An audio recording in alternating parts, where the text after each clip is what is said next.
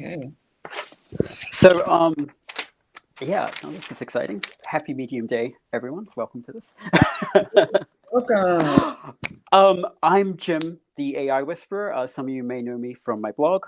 And I'm here with my friend and colleague, Anashay Wright. I work in AI as a prompt engineer. And it may come as a surprise to you that far from being a tech bro, I love the magic of books. What we're here to talk about today is our presentation is on ethical ways to use AI for social good. So we're gonna demystify AI. Yeah. We're gonna try to dispel some of those myths, and we're also I'm going to talk about how I use AI as a writer with a language disability. On an individual level. And then my colleague here is going to talk about how AI can be used kind of more in a community level. Is that kind of how you describe it, Anashay? In the equity, AI as an ally, right? AI as an accelerator of equity, right? And most importantly, how do we leverage technology to handle the mundane so we can spend time being more human? And that's sort of a way to help affect progress and bring about change, isn't it, as well? That's right. Accelerating change, not just bringing it about. We can now go from one to one to one to many and with the click of a button. Yeah. Oh, I love that. I love that. So it's extending reach. It's reclaiming your mind, reclaiming your time, but also it's an equity game changer if leveraged correctly, right? And there are some very real fears. So my name is Anashay Wright. Like, let me just back up everybody, right? Let me introduce you, because you're my friend, you're my colleague, you're a student of mine, you're a mentor of mine, the inspirational Anashay Wright. Yes, from Disruptive Partners. Hey guys, my name is Anashay Wright. I am a mother. I am authentically Anashay. I am the founder and CEO of Disruptive Partners. We are a social impact, mission-driven organization. So James, first of all, I'm just so honored to be here. Jim, I'm honored to be here with you. I remember you starting with AI years ago and like signing up for Jarvis, right? And then wanting to know how do back when it was Jarvis. right. Now it's Jasper, right? But just wanting to know how, as a Black woman, how can I fully harness the power of AI to change and disrupt, inequities in my community, and more specifically K-12 systems, public education systems, right? Outdated systems. How do we use this tool to disrupt the school to prison pipeline, to disrupt the school to poverty pipeline? And so that's how we connected. And so publicly, I want to say to you, my brother, Ashay, I want to say thank you for being an ally, an accomplice, and a co-conspirator. Important word. I love that. Accomplice. Yes. You need that. And I think when we met, you didn't know my background, which of course not. I mean, I wasn't out in these streets looking for like white men to save me, right? No. I mean, in terms of my own struggle with language as well. No, so, I didn't know any of that. No. Yeah, so it's only kind of recently that we've spoken about that I actually have a language disorder. So I suffered a brain injury several years ago, and I think something which I think I can say would be if that had not happened, I would be one of these people that was anti-AI. I would be looking at it thinking like, this isn't real writing. And yet that injury, which was an enormous setback, I had to teach myself how to read again. I was using a tracker to read. I had to go through language therapy and things like that. And AI has just really helped me get back into working. It's helped me. I do a different career than I did before. I was an academic before who did copywriting kind of part-time, and now I do the copywriting part-time and I do the prompt engineering. And so what kind of happened with me with it was that injury severed my relationship with the written word for a while. And that was a real eye-opener, to be in a position where I was kind of struck by the privilege that comes with the written word. If you can't write well, if you can't do emails well, it's hard to navigate the world. It's hard to understand the world. And also you lose your voice. And I think that's quite an important thing is, we talk about people having the gift of writing, but really, is it a gift or are we gatekeeping? And I mean, I think we're all guilty of not reading something because the writing isn't good enough, Yeah. And I think one of the things that AI allows us to do is it lets people reassess their writing. It lets people express themselves in a more accessible way. And yeah, so I mean that's something which when you were talking to me about kind of dismantling this idea of the written word as being this sacred, unassailable kind of advantage point that people have. Do you want to talk more about that? It was Yeah, no, you nailed it. For me, I'm a career changer. So I started prior to public education, I helped launch celebrity nonprofits. And so I worked with the Lisa Left Eye Lopez Foundation. It was fun, but I got into education because I had my son and I wanted yes, something more conducive to being a mom, right? And so got into the world of education, saw some inequities with kids, right? So went on to get into, I call it corporate education. That's where I was a partner for an education consulting firm, one of the largest in the country, and loved the organization. However, I noticed that when it was time to get, like, I would be passionate about something, right? I would have something I needed to say, right? And it yeah, just land. It was a dominant white space. I mean, it was like education is like 75% white female. And so I would say something thinking that it made total sense in my head. And the response I would get is, let's put it in a doc or a deck or a one pager, or let's write it down, let's codify it. And I'm like, no.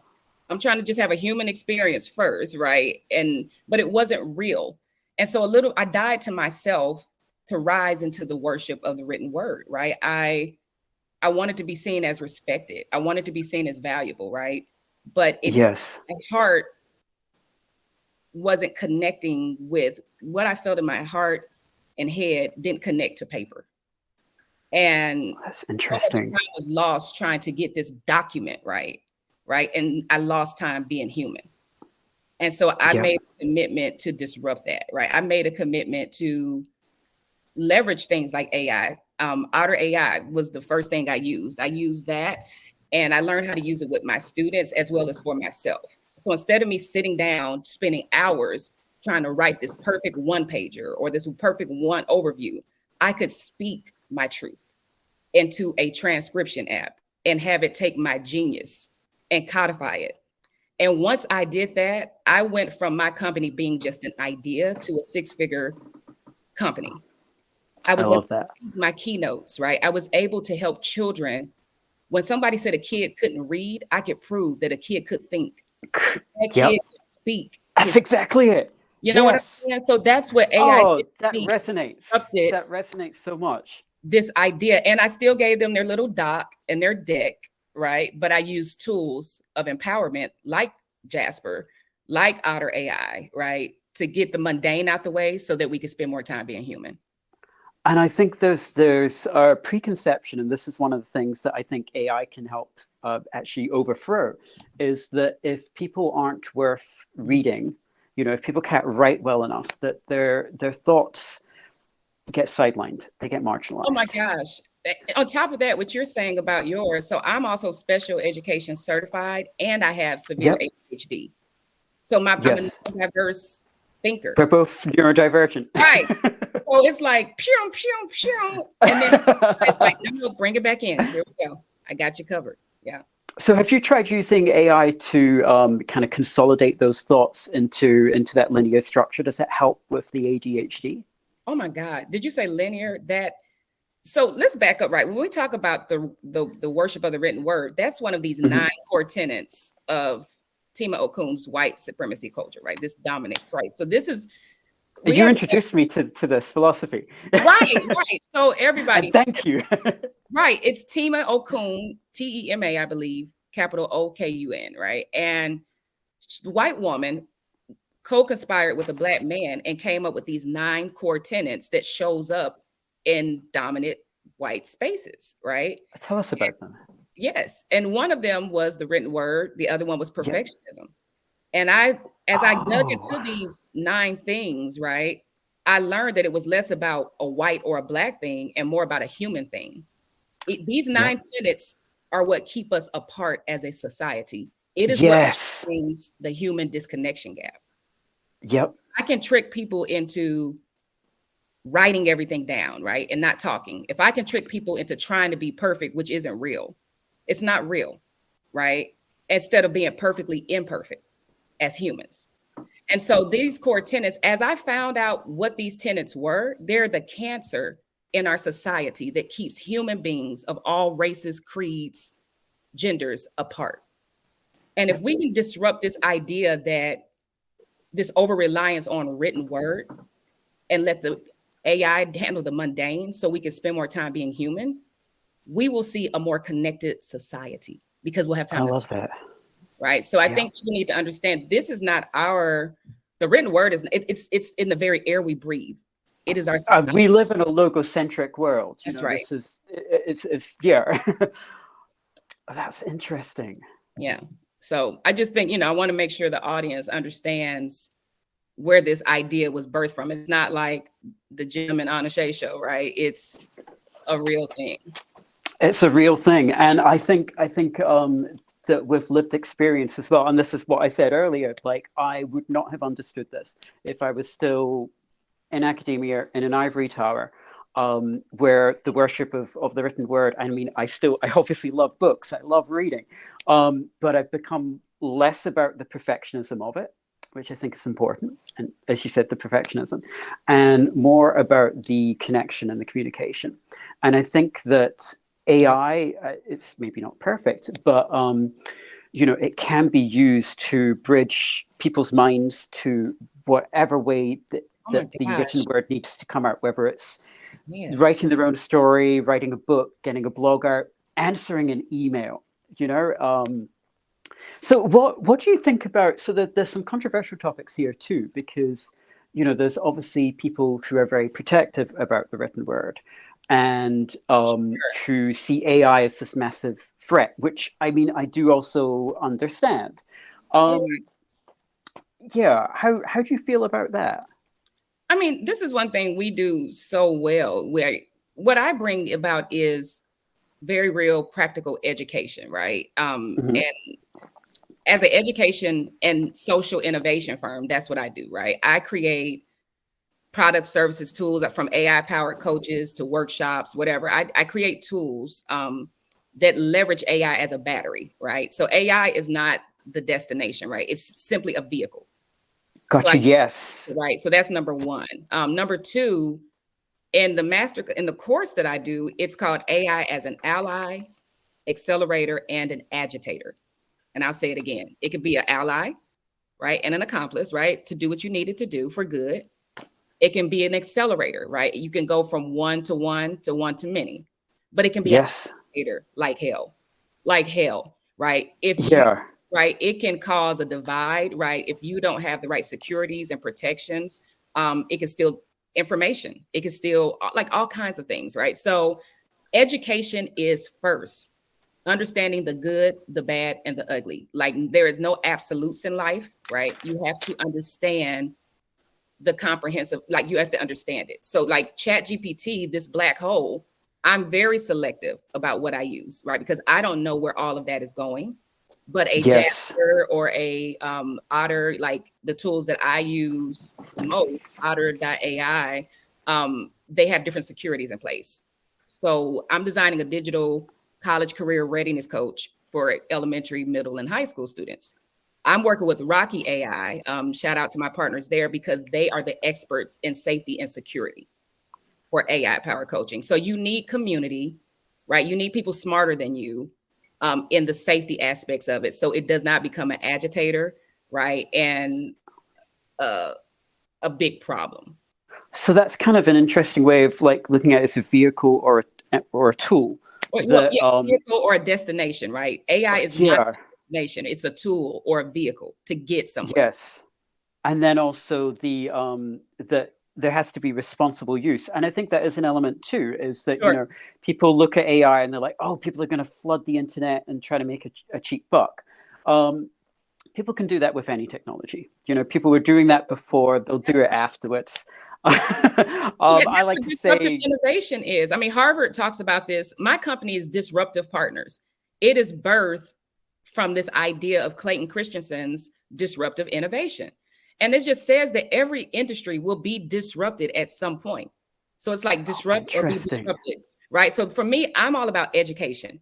If there's anything I can do to educate people on the good, the bad, and the ugly, then educate. So then you can get with a gem, right? And decide how you want to apply it in your life for good.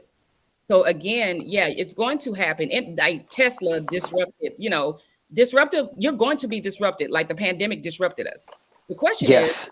are you educated foundationally to be prepared for the next disruption? Because it's going to come. And I think that's an important thing with AI too, is that there are a lot of people are very hesitant about it or anti-AI, and I do also understand there are real concerns there. We can get into that. There's the college cheating stuff. There's the Hollywood writers' strike. There's the fear that it's going to take people's jobs. But it's also, as you say, it's happened. It's like the pandemic. It's something that we all have to adjust to. That genie is not going back in the bottle. No, And I no. yeah. When you grow up poor and in the hood, we're always prepared. Like I always keep an ear. I want to pause this real quick because I see something. I am such a not like expert on hopping, but I see in moderation we have like 4 people, and I know we wanted to make sure we also gave time for Q&A too. So, do you know what do we just bring like moderation? Is that bringing people up or what is that? I assume the moderators are actually from Medium, but I'm not sure. Let me just check some of the names here. Okay. I assume so. All right. Are these people that want to and what I can go ahead and do too is I'm going to go ahead. All right, so here's some questions. What are some AI tools for assisting Oh, there we go. with content? So let's see here. I would say for assisting with content writing, it depends what type of end product you want.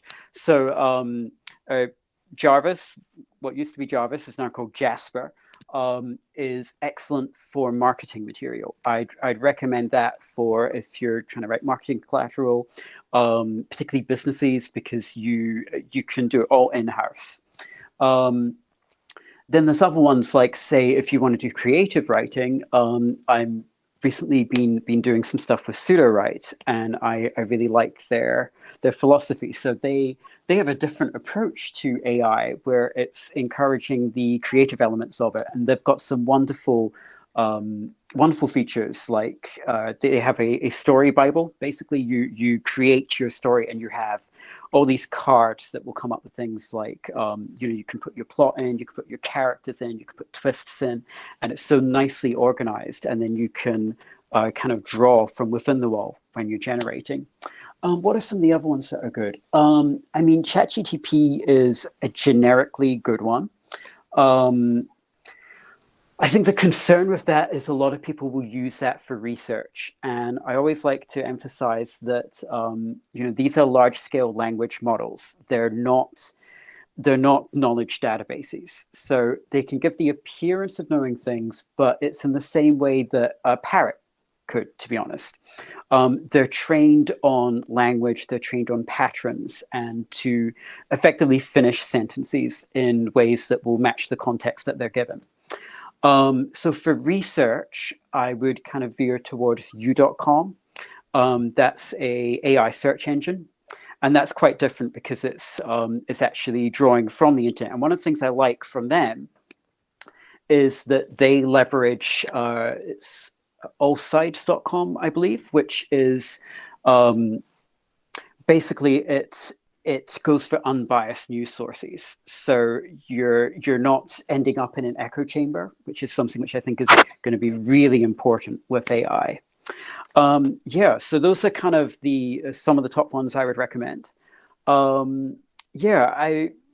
you recommend Otter AI. You've had a lot of experience with them for kind of getting voice into the written word. Yeah. I use Otter AI I use it for everything. So for meetings, like it joins me for meetings. It takes it, it summarizes it, and I then have a workflow where I can turn it into a proposal right away. You mentioned pseudo, right? I don't know why I'm not remembering the other one we were talking about the other day. What was the other tool I was telling you? Um, Oh, I can't remember the name. I there's can't. so many. Yeah, Jasper, of course, that was the first one I used. Um, that can be, Undetectability AI, they're very good. yeah. But before we end, I will remember which one it is. But it was super easy to use. So, but I'll try to make sure I remember it before we. So undetectability AI is the one that basically tests the best for like human content. But yeah, I think that's an interesting thing too, is to what extent should people be acknowledging that they're using AI in their work? For example, my articles on Medium are human written. I think I've maybe got two that are not, and I've clearly identified them as such. And it's really just to expose people to what AI can do. So I did that recently with an article where it was like I came up with a way to prompt a style guide based on like your own writing, and you can basically use that using the custom instructions in ChatGTP to guide it to come out with more human-like responses. I find that really interesting because it's gonna help many people, and at the same time, I do see the threat there as well. Um, so Yeah. I'm always very careful to disclose AI. What are your kind of feelings on it? On which one? Which one? On the element to how transparent people should be about the use of AI. Yeah. So the key word for me is generative, right? Write Sonic is the tool that I was talking about. And let Right, me tell you, Sonic. for me, Write Sonic, because I can train it on, number one, you should know your voice so you can command your tool to know your voice, Yep. right? So I know that my voice, and this is where Jim really helped me to get clear on. I would Thank you. analyze my past keynote, and it would tell me what are the core language or the key terms to describe my voice. So You I have to think, see my new prompt for that. I've got an even better one to give you. yes. It's So in I the think, article that I published before, like the second to last article I published most recently. yeah. So I don't, right, so to get to that point, I don't disclose like how much I used AI because it's actually my voice. If I spoke it Yes. on Otter, and then I'm simply using AI to refine it in my voice, my language, my tone, then it's my content. So I solely use it for my raw transcription. So step one, you need a workflow to fully harness the power of these. Yes.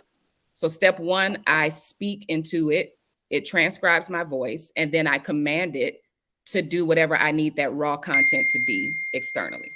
So I think when you use it that way, you don't have to like I said, I don't have to disclose anything because it's a really assistive device. It's an Do you assistive. think the more it's aligned to what you're thinking, it is more you're writing? I think That's it's a more the philosophical more that it question. use. Well, I mean, you have to use your voice. Like it doesn't get any more right. I'm an educator, and we teach kids literacy is listening, speaking, and viewing. So step one, you read something, you speak it, Yes. you read it, you write it. That's what language art. It's the art of language. So as long as it's your language, it's Oh, your content, interesting. right? But when I will say this, if you're solely using it to just spit out a bunch of stuff, Mm. the algorithms will detect that, right? Like you won't be competitive in what you're trying to And do. it's not going to matter whether it's human written or AI written. Exactly. You're going to get flagged for bad content. It's just that, right? And I think Ian had a question in here for mind mapping tools, AI art tools, things to help when our memory, like things to help with memory. Mind mapping, I used to use a lot of mind mapping tools, but now I just use the whiteboard that's baked into Zoom, or I use Miro, Miro. Miro is one that I use to get clear or just use PowerPoint, right? And just use some circle and squares and just map out what you want. So Ian asked that. AI art I tools. just see the questions. It didn't update for me. I've got them now. I just said the first one.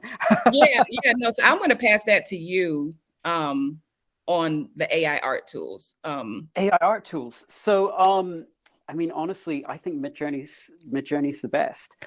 However, there's some very interesting stuff happening with 3D images. I'd look at Looking Glass for one. There's, Midjourney is very easy to prompt with. It's very accessible. We've had some other questions here. So, can we use AI to improve our written articles from Terracina? Yes. Now, that to me is one of the most ethical ways to use AI.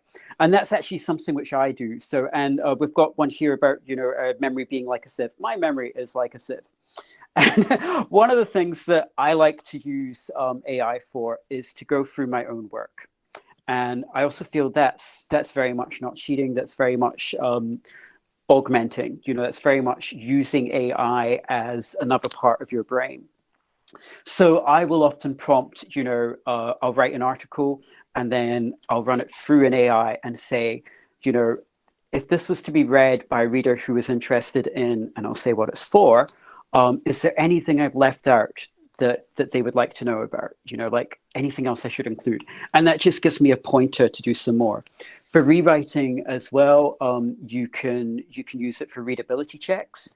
You can ask, particularly because it's been trained on language models, you can adjust the tone of the language and the level of the language. You can make it more accessible. And interestingly, that's actually another thing which I do at an earlier stage of writing, is I will often use it to rewrite research material. And I don't mean to plagiarize or to use it, but I mean, I will look at a scientific article that I've got off a journal, and I'll be like, I am struggling to understand this. So I'll put it through an AI and get it to summarize it in a way that's more accessible to me. So I think, that's a great idea, is using it to rewrite things. Yep. And I think I'm looking in the chat. Ian asked about us doing a post listing these tools. Absolutely. So I'm going to help him here. Check out my back catalog. I've got a lot in my back catalog as well. I think I've got about 100 articles now. But no, we'll work on something. We'll look at like a short curated list and links. I think that's a great idea. I think the question, did you see Frank's question? Are you concerned about your dad? That's exactly the one I was looking at. Oh, we're of like minds. Yes. So good question, Frank. So I would say that's almost like with any technology. There's no such thing as a free lunch. Facebook is taking your information. Right. Instagram, TikTok, they're all taking your information. I think it comes down to responsible use.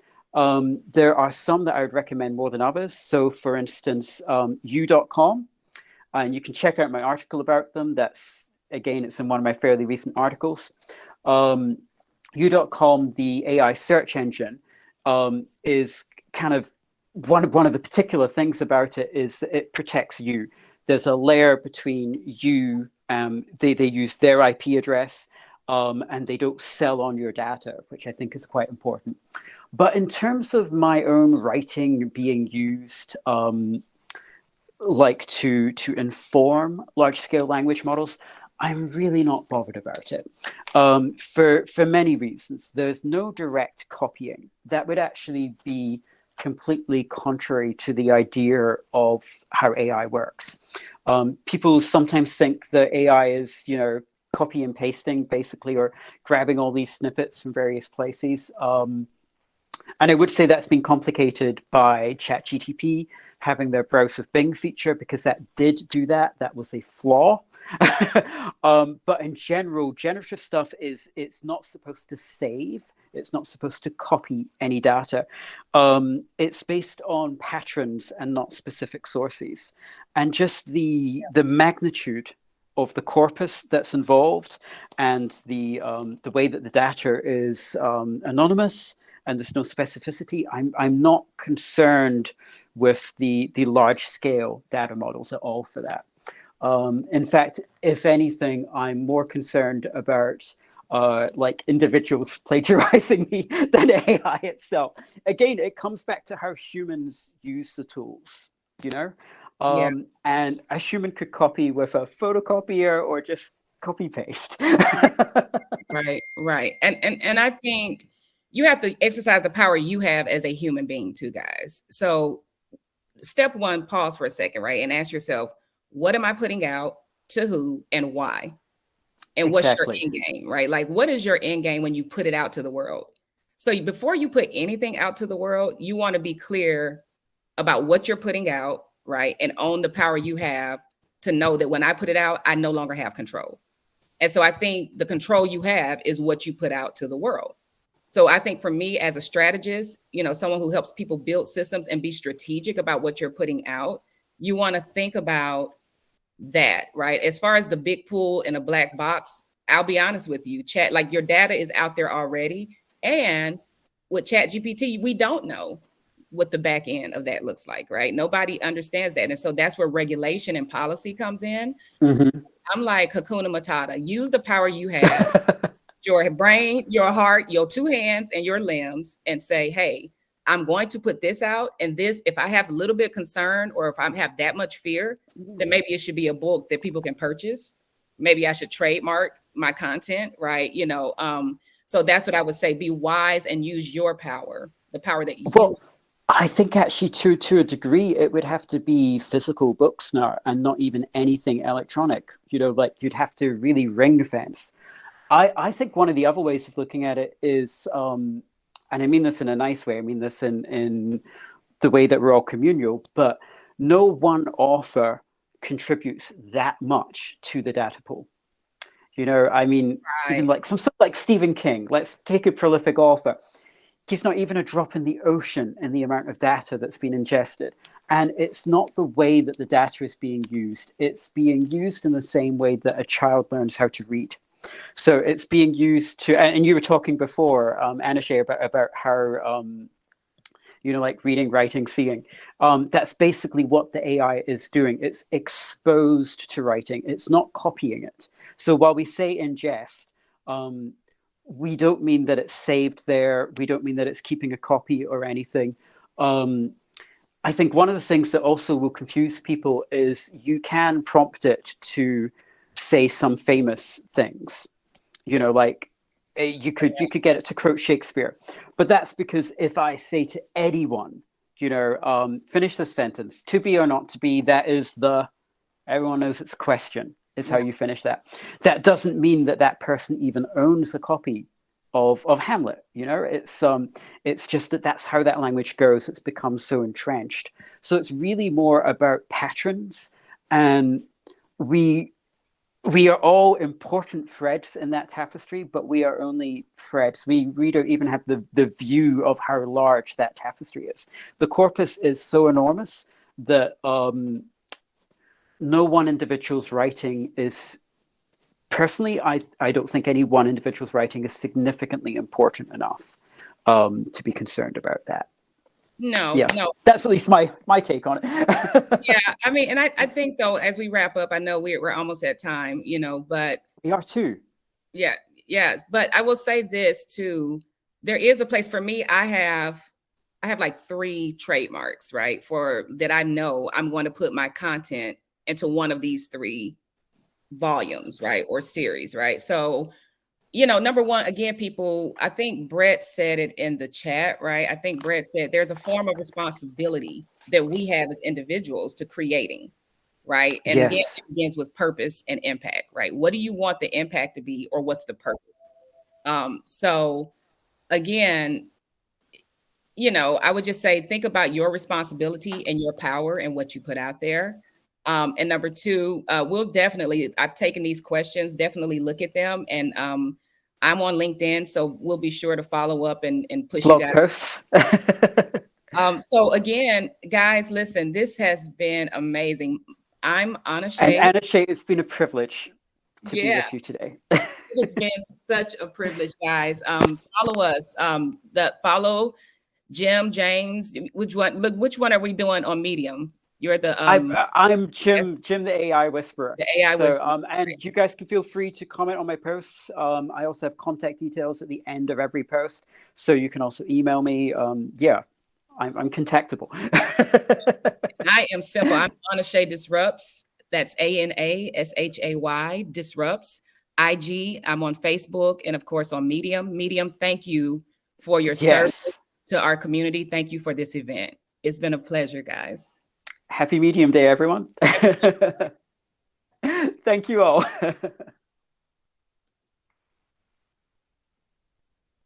And I guess okay. Let's see here.